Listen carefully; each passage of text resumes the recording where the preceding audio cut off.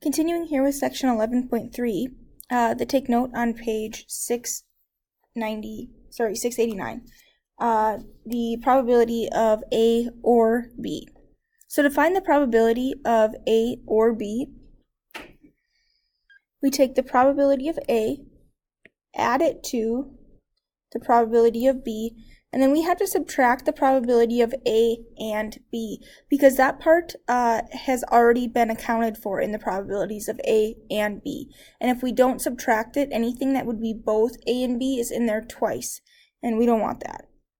So if A and B are mutually exclusive events, that means there's no A and B, which means we can just take probability of A and add probability of B. In example 4 here, finding probability of mutually exclusive events. At your high school, a student can take one foreign language each term. About 37% of the students take Spanish.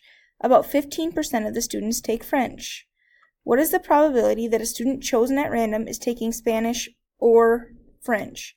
So this is an or problem, probability of A or B. So the probability of Spanish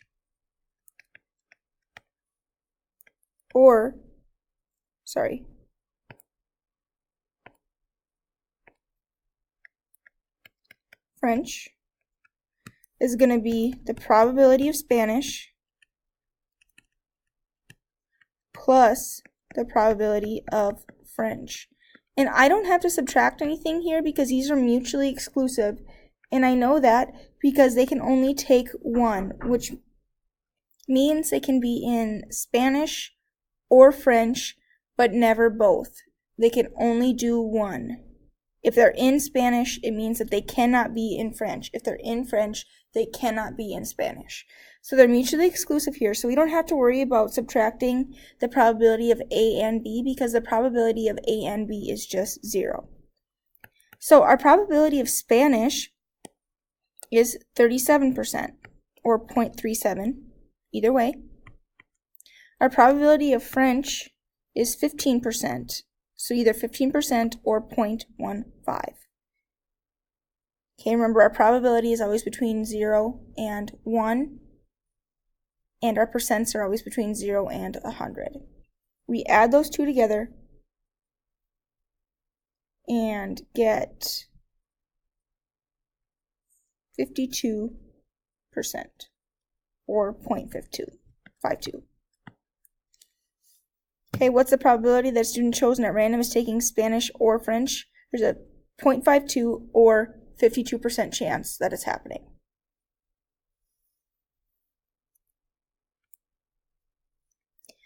Now, in the last example, about 9% of students take Mandarin Chinese as well. What is the probability that a student chosen at random is taking Spanish, French, or Mandarin Chinese? Again, this is a probability of or. So, Spanish or French or Mandarin Chinese. In order to do this, we take our probability of Spanish, add it to our probability of French, and add it to our probability of Mandarin Chinese. And again, these kids can only take one foreign language, which means they are mutually exclusive. They can't be taking Chinese and Spanish, for example. Spanish, we said, was 37%. And French, we said, was 15%. And now we have Mandarin Chinese, 9%. Guys, we already knew the probability of this. So if we wanted to, we could have used that as one thing and just put the 0.52 that we had last time. Okay, I just wanted to show you guys that we can do them the same with 3 things as with 2, as long as they're mutually exclusive.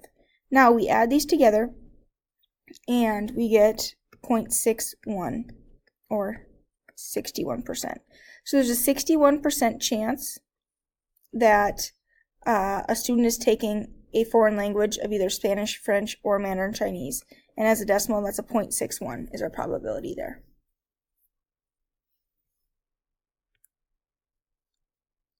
Example 5 here, we're finding probability again. Suppose you reach into the dish and select a token at random. The picture in the book is better than this, but it's also better than if I would have just drawn it. So we're looking at this dish here. What is the probability that the token is round or green? So we're looking for the probability that it is round or green. Are there any that are both round and green?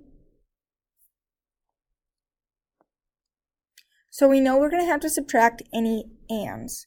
So our probability here is going to be our probability of round and our probability of green minus our probability of red and green.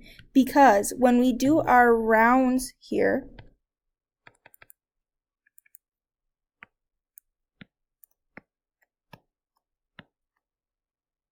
I have 5 out of a total of 1, 2, 3, 4, 5, 6, 7, 8, 9 pieces. And the probability of green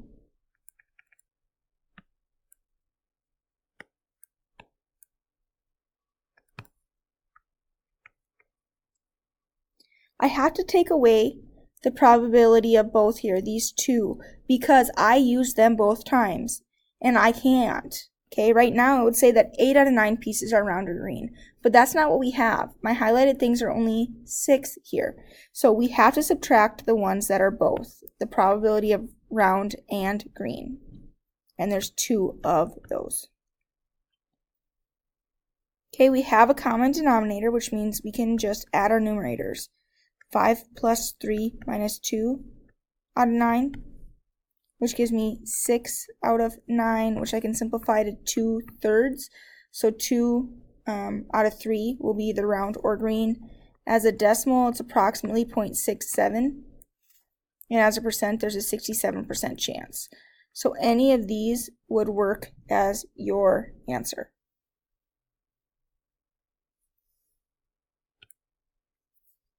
Now, suppose you select a token at random from the dish on the right. What is each probability? We want the token as square or red. So we're going to take the probability of square or red to be the probability that it's square plus the probability that it's round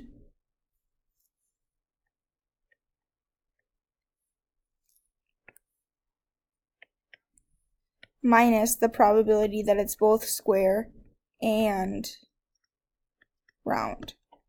So our squares, we have 1, 2, 3, square and red, not round. These are reds, not rounds. I think I said squares and rounds. Sorry.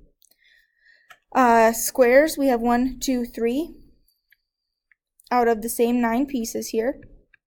The probability that it's red, we have 1, 2, 3.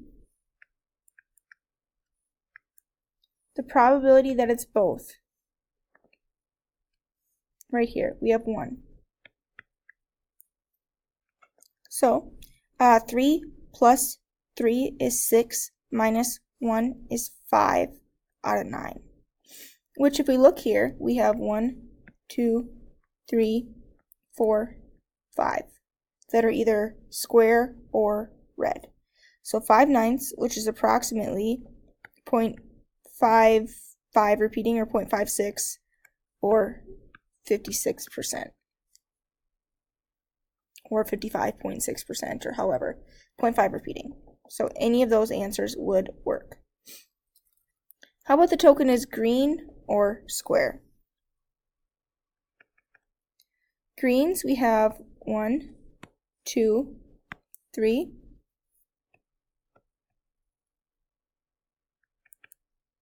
Now I add squares. 1, 2, 3. And subtract any that are both, which is this one. I had circled it for green and in purple. So I subtract the 1. 3 plus 3 is 6, minus 1 5 out of 9. So let's check. How many did we circle? 1, 2, 3, 4, 5. Perfect. And again, this is approximately 0.556 or 0.56, however.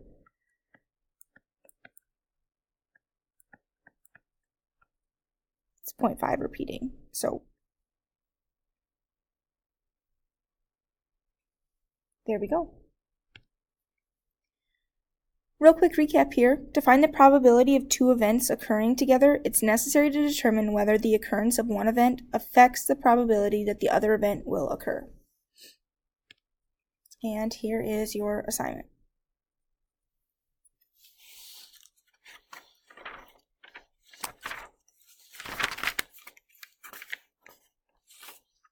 Something to note here, 33 through 36, I got different answers than the book had.